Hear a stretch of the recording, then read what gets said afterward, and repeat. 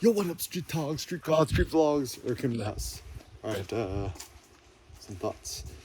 So, pacifiers. So, don't be a pacifist, anti-pacifism.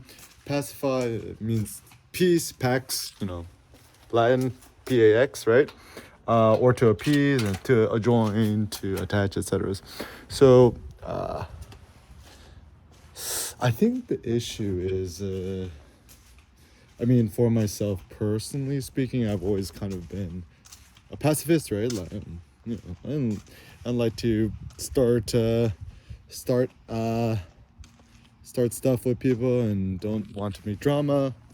I'm not about that drama life, but tend to just be like pacifist. Someone to oh, stop that, oh, my bad, right? But I'm starting to realize more of the story lessons is often when you pacify a situation or someone annoys you and then you just, I just don't want to do that. Maybe actually the best thing to do is if somebody annoys you or tells you off or you feel like you've been wrong, to immediately approach them and try to, maybe it is better to be quote aggressive about it, or to approach them about it and just kind of get off your chest and your mind. Otherwise, you're just going to be ruminating on your mind for the next few weeks or months or years about a certain situation. Is going to annoy you forever. And and I think it's just in terms of just interactions, ethics is better to have a lot of small fires than one really big fire. So even maybe with interpersonal relationship, your husband, wife, kids, whatever, it's somebody annoys you, to just kind of quickly get it out of the way, air your things, and just kind of squelch it and just kind of move on quickly. And I'll give you an example. So I was on the East Coast, Westerly, Rhode Island, this random gym, and doing over 8 plates. And I don't know where this rando, skinny, nerdy, pale, anemic dude with a beard comes, hey bro, you're messing up the equipment. I was doing over 8 plates on the squat rack. So, oh, sorry not to be a dick, but and then it's funny. Whenever people say not to be a but they are being that. So when people say not to be a dick, but he's like, you finna be a dick, right? And he's like, yeah, these are like $1,100 bars. You're messing up the equipment. That's not the type of gym for that. It's like, maybe this is not the right gym for you. I'm like, oh, my bad. Put it back, right? And then afterwards, at first I thought it was like a staff or owner. I was like, oh, I don't want to get kicked out of the gym again, right? But then another thought is, maybe it is good to push the boundaries and just allow yourself to get kicked out. It's not a big deal. And afterwards, when I realized this guy wasn't actually an owner, he was just a random dude just working out there, I was mad heated, and I was like, I should just leave. But I was thinking about it. So now that I think about it, I'm like, actually, next time I'm in a similar situation, what I should have done was approach him and be like, do you work here? It's like, why you tell me not to do that? And he's like, there's $1,100, you're gonna mess up the gym for the rest of it. And I'm like, look around, there's 30, 50 bars in here. I'm just like, what? And actually I went home, I Googled, the bar's only $500, not $1,100.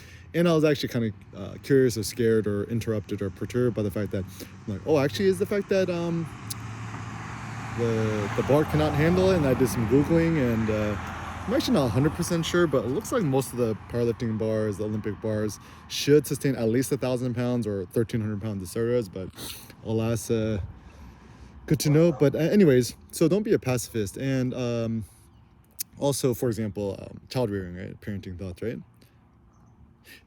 It's up to you, right? But son Seneca did an extreme pride to him. It's like,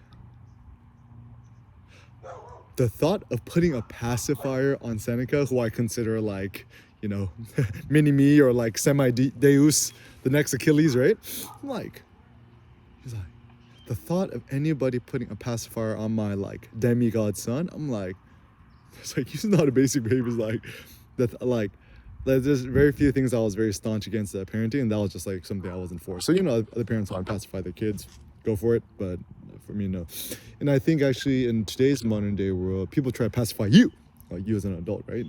And I would just say, just don't tolerate BS. I think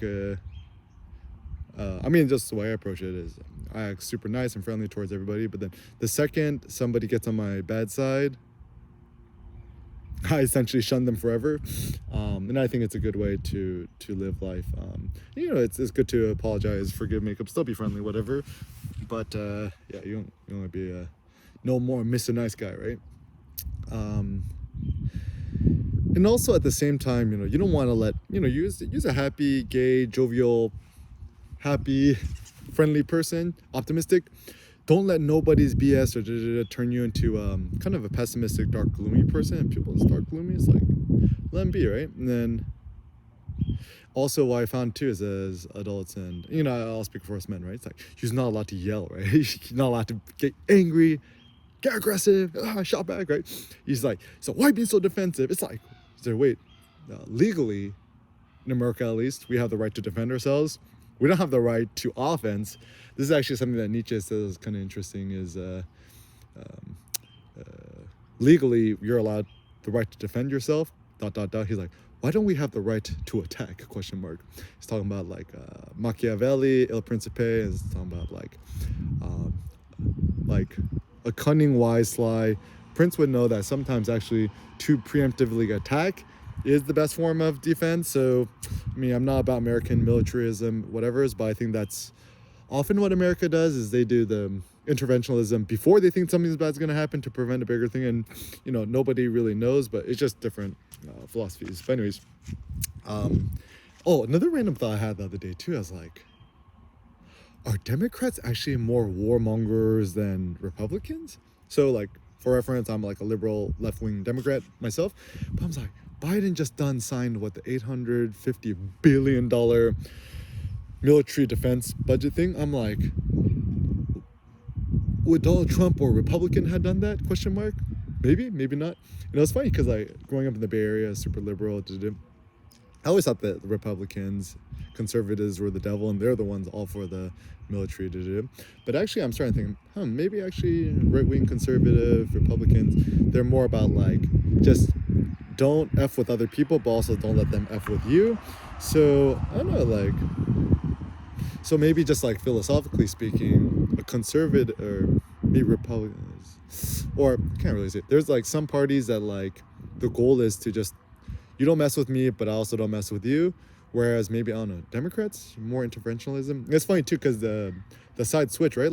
I think back in the day, wasn't it the Democrats who was all about slavery, and then it was all about the Republicans who tried to free the slaves, like Abraham Lincoln, etc. Good morning. And so, yeah, that's one thing to consider. But alas, it's funny too, because I think America's strength precisely comes from the fact that we are militaristic. It's also kind of not a good sign too, is that when a country is devoting too many resources towards military war, armament, maybe it's a sign that the nation is desperate or weak.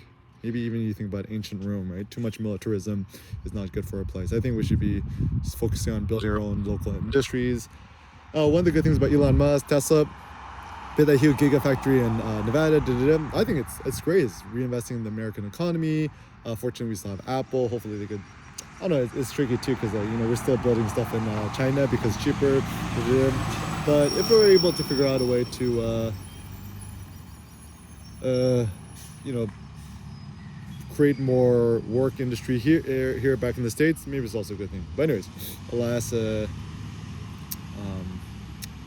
yeah, so just moving forward, just simple ethics, heuristics. Treat everybody with respect. Be nice. Say hello to everybody. Say good morning. Make eye contact. Smile and wave. And then people get you cold shoulder. And then I usually tit for tat theories. One thing that I read was forgiving tit for tat. So if you act nice to somebody and they act back bad to you, respond by acting nice again.